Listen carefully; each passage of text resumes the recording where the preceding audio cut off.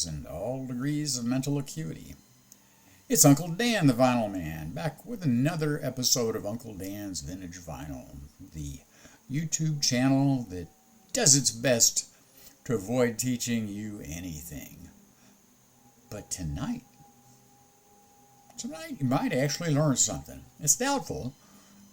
I know you and I know me, so let's not get our hopes up about learning anything, but you might learn something this evening because Uncle Dan's going to talk about one of his favorite topics and yours. Yeah, dirty pictures. No, Uncle Dan's going to talk about Orientalism. Yes, Orientalism. And dirty pictures. Orientalism and dirty pictures. They go together, hand in hand. I've mentioned Orientalism before on this channel, and the book Orientalism by the, let's just call him the thinker, the Edward Said, and his great book Orientalism. I found my copy the other day while rooting around in boxes of books. Actually, I wasn't rooting around in boxes of books. I just happened to look down in the box, and there it was.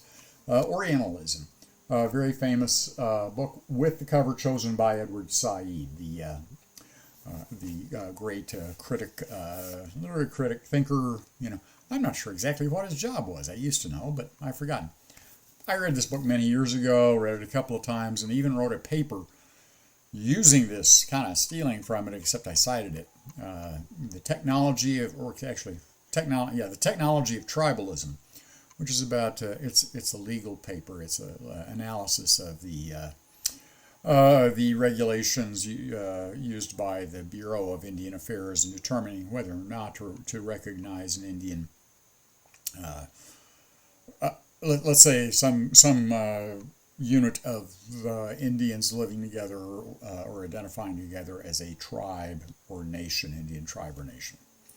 Anyway, I use this book, and in that I called it tribalism rather than Orientalism. But generally, the thesis of Professor Said's book was that, is that. Orientalism is a way of Western Europe or Western Europeans not only understanding but also controlling Orientals, and largely for his book Middle Easterners, which used to be called the Orient. That term is almost completely out of favor now, maybe completely out of favor. One certainly doesn't talk about Orientals unless one is completely behind the time. But Orientalism is about how the Western Europeans used their understanding, their version of Orientals, and use that to understand and use it as a technology, in essence, to control them. So anyway, the cover famously shows this boy performing nude, performing a snake dance in front of this Middle Eastern potentate of some sort, and his retinue, some members of his retinue. And part of the point of it is part of it is that in understanding these others, the Europeans projected onto them things that sort of like forgotten beasts of the id sort of thing. They imagined them in ways, especially the notions of their sexuality and all that projected things that kind of coming up from the back of their mind there. And this is, it partakes of some of those things. The notion, which fairly common, that there was pedophilia and pederasty among practiced there, but also the sense of the voluptuous, the sense of the rich, the ornate, and the violent too. So all of those things sort of mixed in there into this other, capital O, other being. So why did that come to mind? Well, a few weeks ago, maybe a month or 6 weeks ago, I got this in with some other. This was a stiffener. This was used as a backing and protector for another album or albums I received. Probably one album. I can't remember which one it was now. And the glare on this is terrible. Anyway, this is I just can't get the glare off of it. The Soul of Spain, Volume 2 by 101 Strings. And I have other things by 101 Strings, but this came, and of course it was, it was empty. Somewhere the album had gone missing. Perhaps the album was broken. And this came with, I forgot this, came with a nice, I can use that on others. Anyway, it came empty. But being who I am, I had to flip it over, flip it over and inspect the backside, right? Because Uncle Dan likes to, he likes to check out the backside, yeah. Anyway, I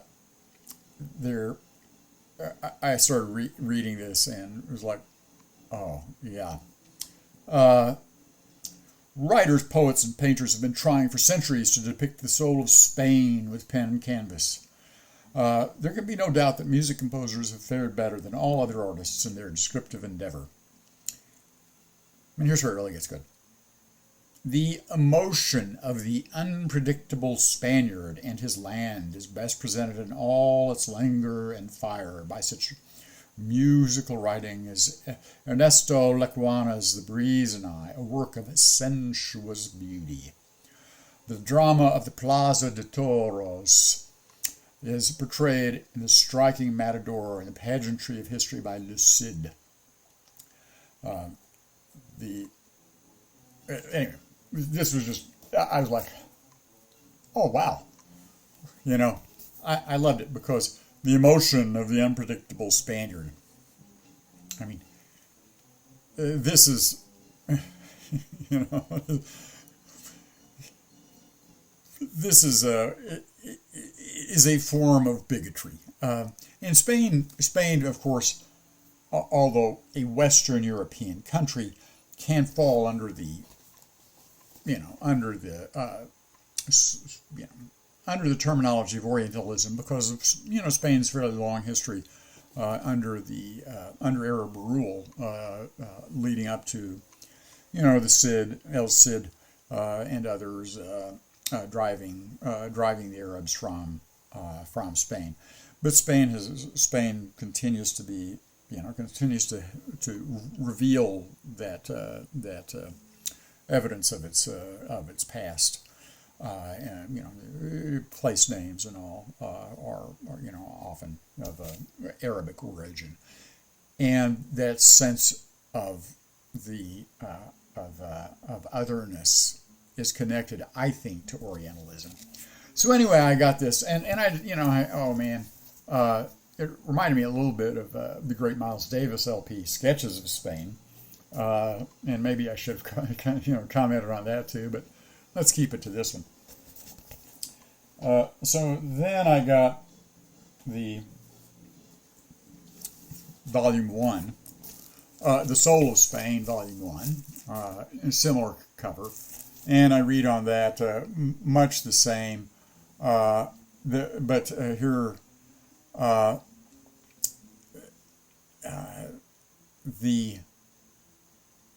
this is the passage I like here. The Spanish temperament runs the gamut of the unpredictable, yet is always a natural reaction to circumstance. It runs the gamut of the unpredictable. I like that. This fiery Spaniard. It's just so, oh my God. And we're still stuck with thinking of this nature now about it. But anyway, yeah, I got that one. This one actually had the LP in it, so that's fine. So 101 Strings, which is famous for its cheesiness. Now I'm going to pause because I'm going to run out of time on this. so I have to pause. It'll be a break. Short intermission coming.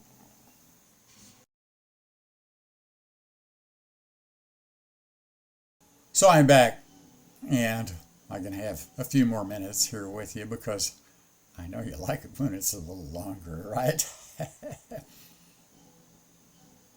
I say that? Anyway, so yeah, that was a volume one, which I got out of order, and again, I had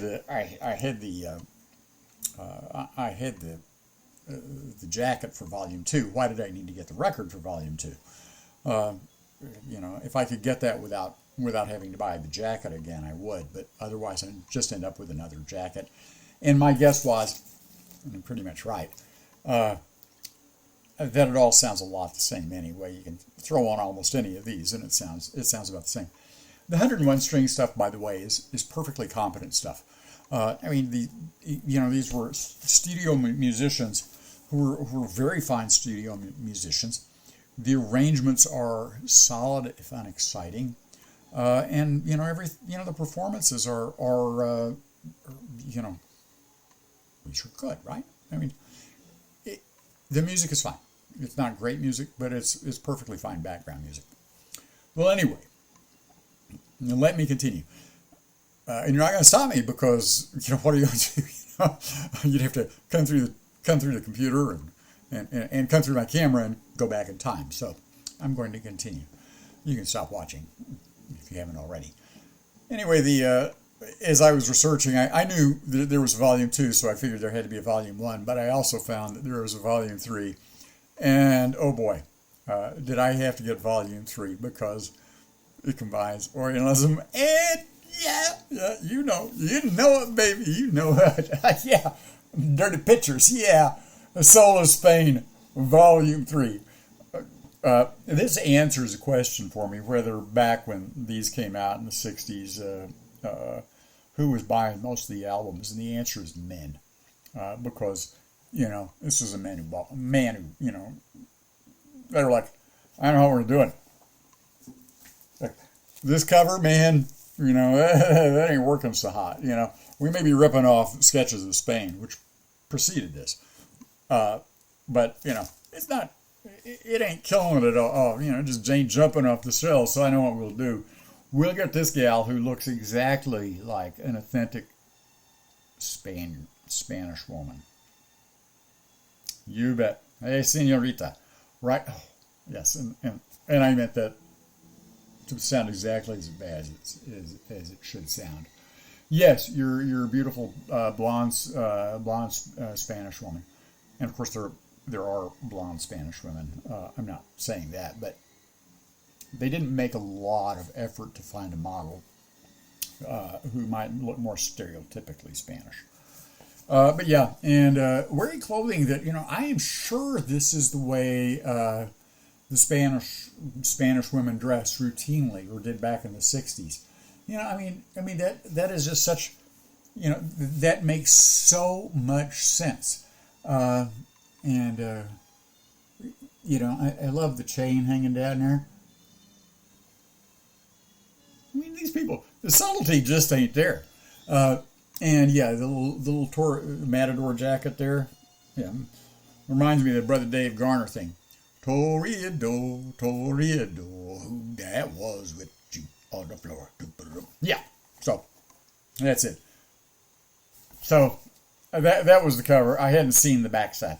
So Uncle Dan, Uncle Dan loved flipping around, checking out the backside. And oh, boys and girls, it got even better. Oh yeah, look at that. Yeah, it got even better. Look at there. Yes, yeah. That's right. What does this have to do with Spain? All it has to do with is just very soft core pornography, right? That's all this is.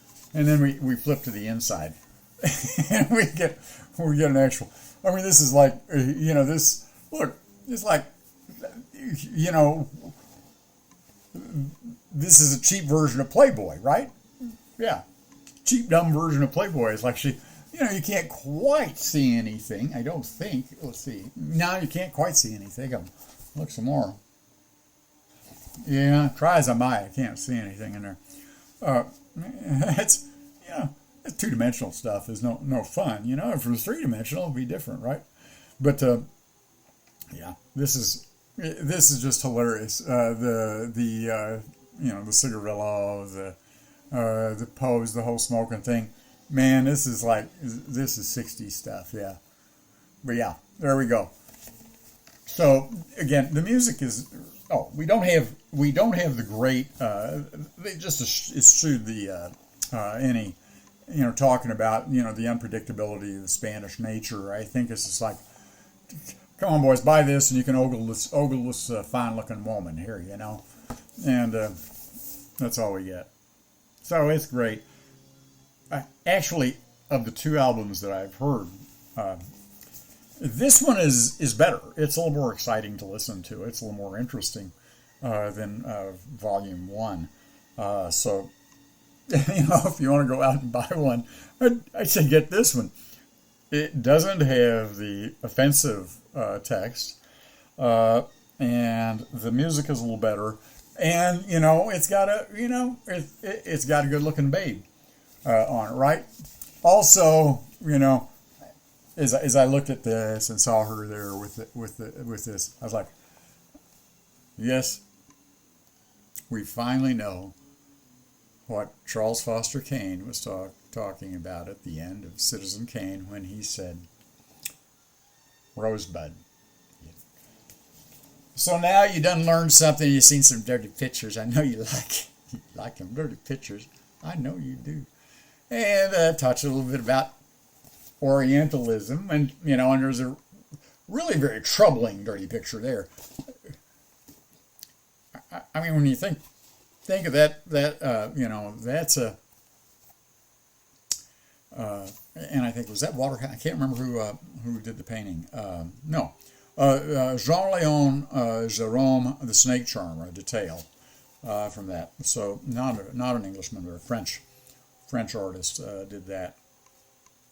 Really a troubling insight, not so much into the Arab world, but into the European mind there. And I think the same thing, when you see these outsider depictions of the other, what you're really seeing, what you're really getting is a glimpse into the mind of the person who is subjecting it to that gaze, who is looking at it and perceiving it. That's what we're really seeing. So there you go. You get yourself a little bit of postmodern or structuralist, at least, criticism there. A little semiotics along with your erotics. This is Uncle Dan, the Vinyl Man, wishing you, as always, mes enfants, au revoir, et aussi, à bientôt!